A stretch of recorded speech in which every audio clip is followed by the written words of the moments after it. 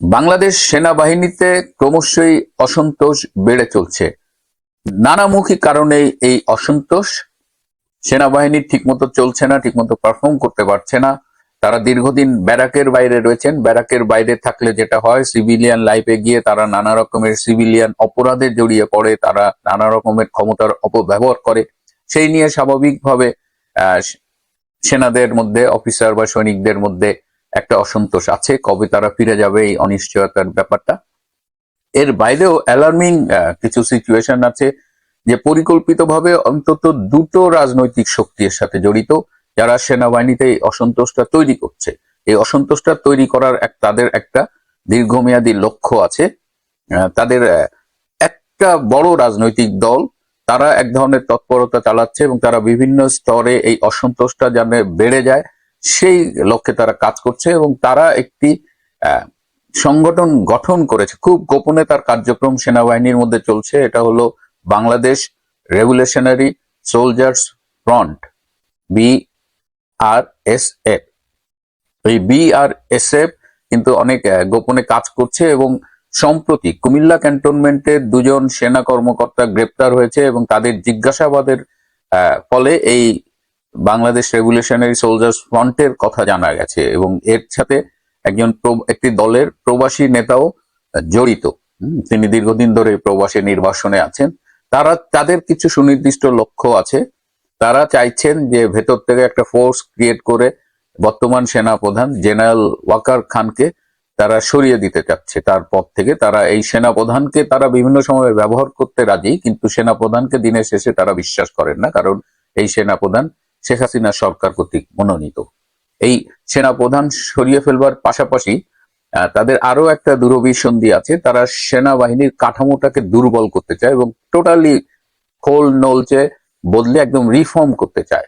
এটা অনেকটা সেই ইসলামিক রিপাবলিক গার্ড কর্পসের মতো, IRGC, ইরানের রিপাবলিকান গার্ড কর্পসের মতো IRGC।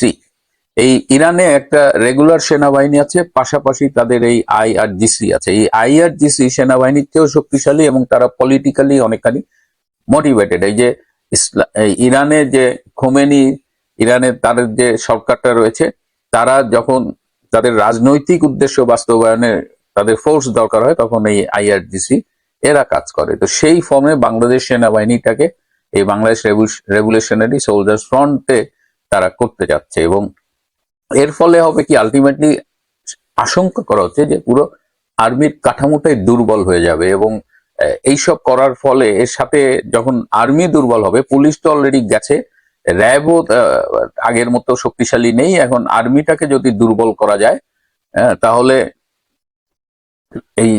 এইখানে জঙ্গি তৎপরতা এবং অন্যান্য তৎপরতাও বেড়ে যাবে। এবং তার ফলে যেটা হবে যে বহির শক্তির আক্রমণের ঝুঁকি বেড়ে যাবে। এবং এই যে একটি বড় রাজনৈতিক দলের কথা বললাম, তাদের সাথে পাকিস্তানি গোয়েন্দা সংস্থা ISI জড়িত।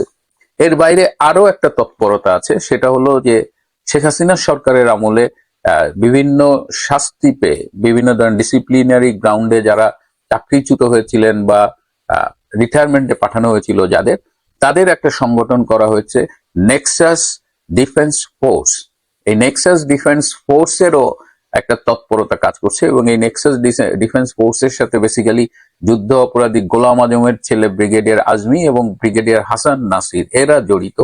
এবং তারাও এই সেনাবাহিনীতে তাদের একচ্ছত্র প্রভাব স্টাবলিশ করতে চায় এবং তাদেরও এরকম দূরভিসন্ধি আছে সেনাবাহিনী নিয়ে। এবং আলটিমেটলি যে যাই করুক, এই সেনাবাহিনী দুর্বল হবে। এবং এই কারণে ব্রিগেডিয়ার হাসান নাসিরকে কিন্তু পার্সোনা নন গ্রাটা, মানে ক্যান্টনমেন্ট এলাকায় অবাঞ্ছিত ঘোষণা করা হয়েছে এই বিকজ অফ দিস মুভমেন্টস। এরাও নানামুখী অপতৎপরতায় জড়িয়ে আছে এবং এরা এই গত বছরের জুলাই আগস্টের যে সোকল কালার রেগুলেশনটা হলো, সেখানে কিন্তু এরা একটা বড় ভূমিকা রেখেছিল। এখন এই যে সেনাবাহিনীর ভেতরে যে গোপন তৎপরতা চলছে, অসন্তোষ বাড়ানো হচ্ছে, অনেকটা পরিকল্পিতভাবে অসন্তোষ বাড়ানো হচ্ছে, যেটাকে আলটিমেটলি এমনও হতে পারে যে সেটাকে সেনা বিদ্রোহে রূপান্তরিত করারও একটা চেষ্টা থাকতে পারে। তাহলে এখন এটা ঠেকাবেন কি করে? যারা সামরিক বিষয় নিয়ে গবেষণা করেন বা নিরাপত্তা বিশ্লেষক, তারা বলছেন যে ক্যান্টনমেন্টের ভেতরে এই মনিটরিং এবং সার্ভিলেন্স বাড়াতে হবে, গোয়েন্দা তৎপরতা বাড়াতে হবে, যাতে এই যে যারা রেগুলেশনারি ফোর্স করতে চায় বা এই নেক্সাস ডিফেন্স ফোর্স এর কার্যক্রম সাথে জড়িত, এগুলো ডিটেক্ট করে এদের প্রিভেন্ট করতে হবে।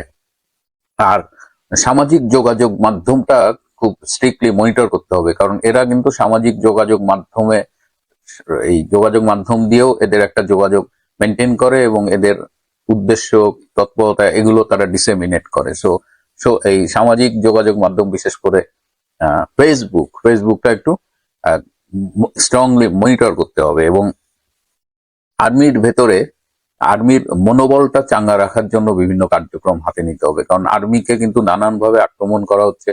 ইভেন ইউটিউবেও অনেক ইউটিউবার আছেন, এমনকি প্রাক্তন সামরিক কর্মকর্তা, যারা অনেক কিছু বানিয়ে বলেন। হ্যাঁ, সো এবং এর ফলে হয় কি, তাদের উপরে মেন্টাল একটা স্ট্রেস পড়ে, এবং যে কারণে সেনাবাহিনীর ইভেন সিনিয়র অফিসাররাও কিন্তু এই সেনাবাহিনীকে নিয়ে যে পাবলিক পারসেপশন, সেনাবাহিনীকে যেভাবে অপমান করা হচ্ছে, হ্যাঁ, সেনা প্রধানকে নিয়ে কথায় কথায় যেভাবে টিটকারি করা হচ্ছে, তো এইগুলো ওভারঅল সেনাবাহিনীর ইমেজের জন্য খুব ক্ষতিকর। যে কারণে সেনাবাহিনী বিভিন্ন পর্যায়ে এখন তারা আশা করেন যে জেনারেল ওয়াকার সেনা প্রধান হিসেবে, বাহিনী প্রধান হিসেবে তিনি তার ভূমিকাটা একটা স্ট্রং ভূমিকা রাখবেন। এবং এই এর আগেও আমি বলেছি যে এখন তারা তাদের ফ্যামিলির লোকজনের কাছেও অনেকটা একটা মানে বলে যে মুখ দেখানো যায় না, এরকম ফ্যামিলির লোকজনও তাদের টিটকারি করে। এই অবস্থা থেকে যে মুহূর্তে আমরা উত্তরণের কথা বলছি, তখনই এই গোয়েন্দা মাধ্যমে খবর পেলাম যে এই ধরনের এই দুটো তৎপরতা চলছে, যেটা আমাদের সেনাবাহিনীর জন্য, সেনাবাহিনীর ভবিষ্যতের জন্য কিন্তু খুবই ক্ষতিকর হবে। এবং এটা শুধুমাত্র যে দেশের ভেতরের বিষয় না, কারণ যখনই সেনাবাহিনী বিতর্কিত হবে, সেনাবাহিনীর ভেতরে এই ধরনের অপতৎপরতা থাকবে, তখনই সেটা যে ইম্প্যাক্ট ফেলবে। আমরা যে এই যে জাতিসংঘ শান্তিরক্ষী মিশনে আমরা যে সেনা পাঠাই, এবং এইটা আমাদের আর্মিদের কাছে একটা বিশাল ব্যাপার যে তারা প্রয়োজনে দেশ বিক্রি করে দেবে, কিন্তু তাদের এই ইউএন পিসকিপিং মিশনে সেনা পাঠানোর ব্যবস্থাটা যেন অটুট থাকে। এবং এর আগে আমরা দেখেছি গত বছরের জুলাই মাসে যখন কালার রেগুলেশনটা দানা বাঁধছে, তখন জাতিসংঘ মানবাধিকার কমিশনার শ্রী ভলকার টুর্ক তিনি কিন্তু এই সেনা প্রধানকে ফোন করে থ্রেট করেছিলেন যে তোমরা যদি এই আন্দোলনে ছাত্রদের কোঅপারেট না করো বা ছাত্রদের উপর গুলি চালাও, তোমাদের ইউএন পিসকিপিং মিশন ফোর্স পাঠানো বন্ধ করে দেবো। তার মানে দেখেন, সরকারের নির্দেশও তারা উপেক্ষা করেছে এবং দেশের চাইতে তাদের ইউএন পিসকিপিং মিশনে যাওয়াটা অনেক বড়। তো এই অবস্থায় সেনাবাহিনীর এই ভেতরে যে অসন্তোষ, একটা ডিসিপ্লিন ফোর্সের ভেতরে এই ধরনের একটা পোটেনশিয়াল মিউটিনি, একটা বিদ্রোহ সংগঠিত করার অপচেষ্টা, এগুলোকে এখনই থামাতে হবে। প্রিয় বন্ধুরা, আজ এ পর্যন্তই। ভালো থাকবেন, সুস্থ থাকবেন, তার চেয়েও জরুরি হলো নিরাপদে থাকবেন।